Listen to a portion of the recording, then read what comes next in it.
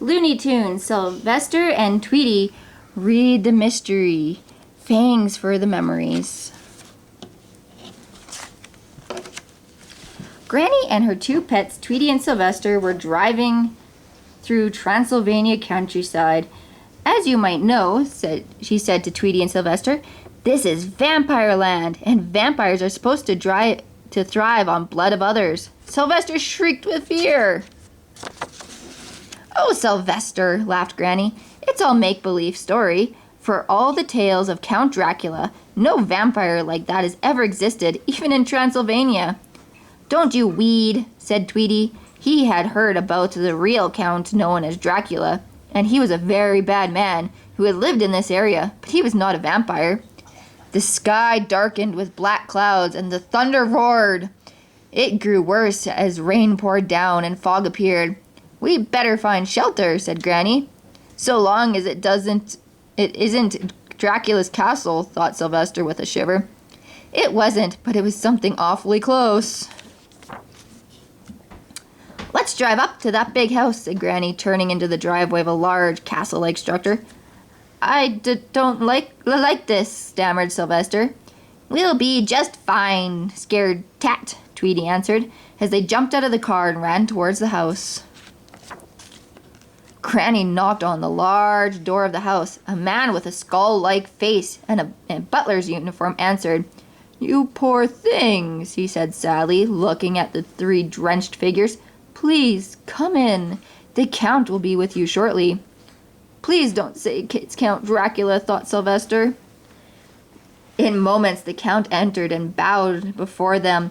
Welcome to my humble home, he said. I am Count Cracula. Oh no, thought Sylvester. He said Cracula, Tweety whispered, not Dracula. Granny looked around the huge castle room. It was as high as a tall tree and big enough to hold 3 staircases. Cozy, isn't it? Said the Count. Only Igor and myself live here, so we like visitors, especially since I sleep all day. Tweety gulped. Like a vampire, he thought. And now I must go upstairs to watch my favorite TV show, The Vampire Game. The Count smiled, revealing 2 sharp teeth, like the fangs of a vampire. Igor will bring you as much food as you like, he added, and show you where to sleep.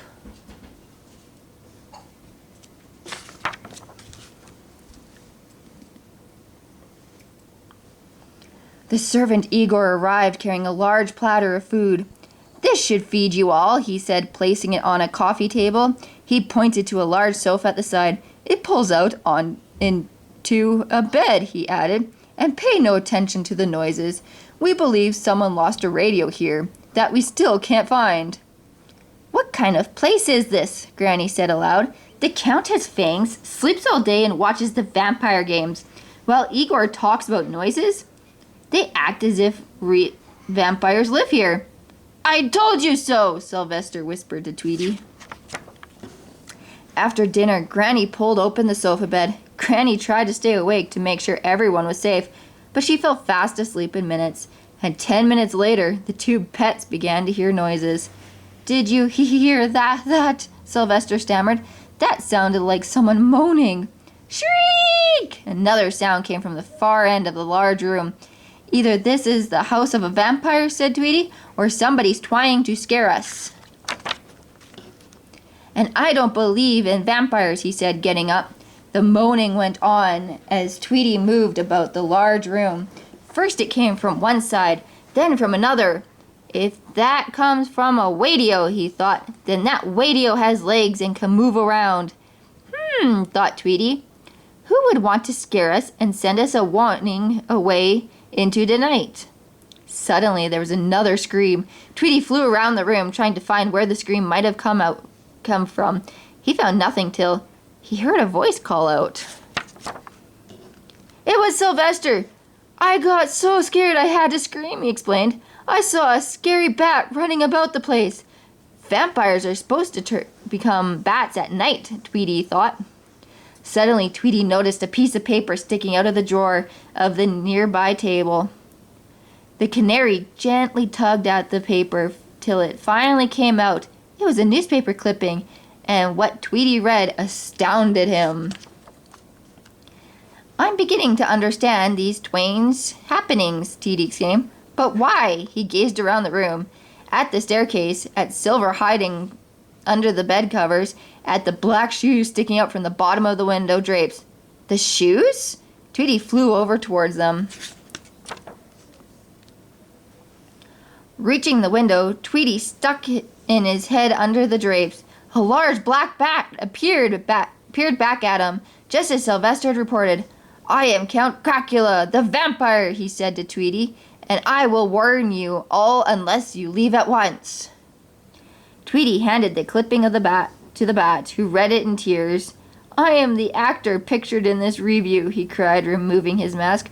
"But now I'm a servant to a silly count with bad teeth, who sleeps all day and watches TV at night. I hate making breakfast for guests," he explained, "so I scare them away at night. I'd forgotten all about the clipping." The next day, Granny, Tweety, and Sylvester made their own breakfast. Granny, who had slept through everything, joined in when she saw Tweety cracking some eggs. Just before they left, Igor handed Tweety a bag of cookies to eat for the journey. "What a nice man," thought Granny, "and not a vampire in sight."